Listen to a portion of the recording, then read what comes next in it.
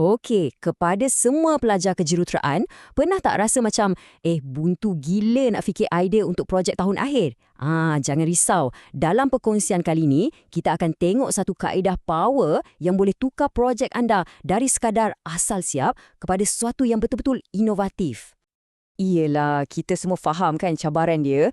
Mesti you all nak cipta projek yang bukan setakat nak lulus je, tapi sesuatu yang ada impact, ada makna dekat dunia luar sana.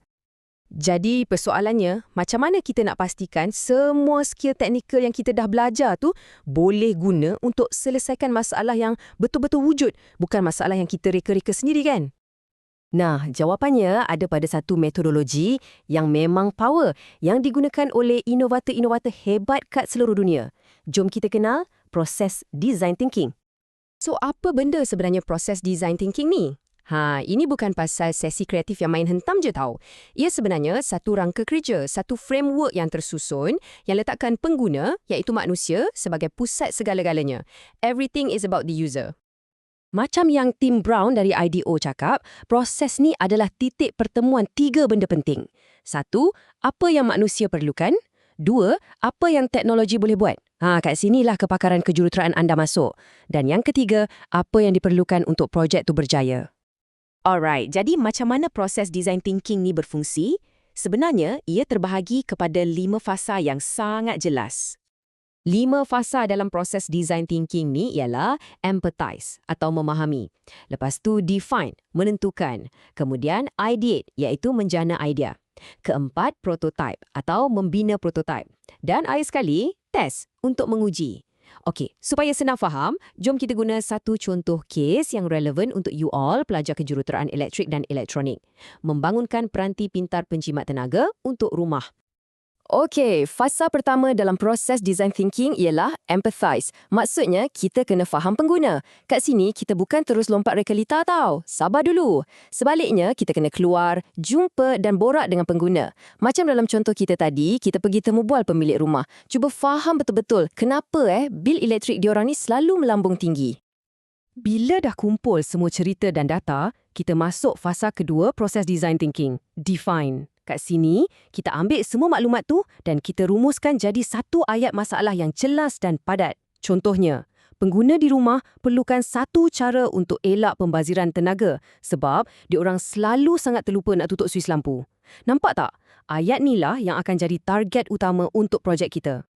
Sekarang masuk bahagian yang paling best dan kreatif. Fasa ketiga proses design thinking, ideate. Matlamat dia, kita brainstorm dan keluarkan idea sebanyak mungkin. Tak ada idea yang salah, tak ada idea yang bodoh. Sistem lampu automatik? Boleh. Aplikasi IoT untuk pantau tenaga guna phone?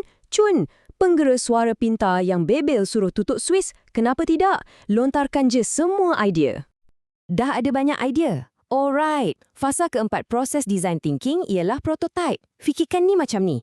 Kita bukan nak bina produk akhir yang canggih gila terus. Tak, kita cuma nak buat satu model yang simple, yang basic. Mungkin guna mikro pengawal macam Arduino ke, dengan sensor gerakan. Tujuannya satu je, nak tengok idea kita ni boleh jalan ke tak. Cepat, murah dan sangat praktikal. Dan fasa terakhir dalam kitaran proses design thinking ni ialah test. Kita ambil prototype ringkas yang kita dah buat tadi, bawa jumpa pengguna sebenar dan biarkan diorang cuba. Tengok reaksi diorang. Senang tak nak guna? Betul ke benda ni selesaikan masalah diorang? Feedback atau maklum balas yang kita dapat masa ni, ya ampun, itulah emas untuk kita buat penambahbaikan. Okey, ni satu benda yang sangat penting untuk you all ingat. Proses design thinking ni bukan jalan sahala. Ia satu kitaran, satu loop. Mungkin masa kita buat test, kita dapat feedback yang buat kita kena patah balik ke fasa prototype untuk ubah sikit rekaan. Atau mungkin kita kena patah balik jauh lagi ke fasa ideate untuk fikir idea baru terus. Proses pusing-pusing ni lah yang akan pastikan hasil akhir kita nanti betul-betul mantap. Jadi, sekarang anda dah ada satu toolkit, satu rangka kerja yang padu untuk mula mencipta sesuatu yang betul-betul berguna. Ingat tau, proses design thinking ni lah yang jadi macam jambatan. Ia sambungkan semua ilmu teknikal, semua skill kejuruteraan yang anda ada dengan masalah sebenar kat luar sana. Ia ubah teori jadi solusi yang berimpak. Jadi saya nak tinggalkan anda dengan satu soalan cepumas. Cuba tengok sekeliling anda sekarang. Kat kampus, kat rumah sewa, dalam komuniti anda, masalah apa agaknya yang anda boleh selesaikan dengan menggunakan kuasa proses design thinking? Fikir-fikirkan. Selamat berinovasi.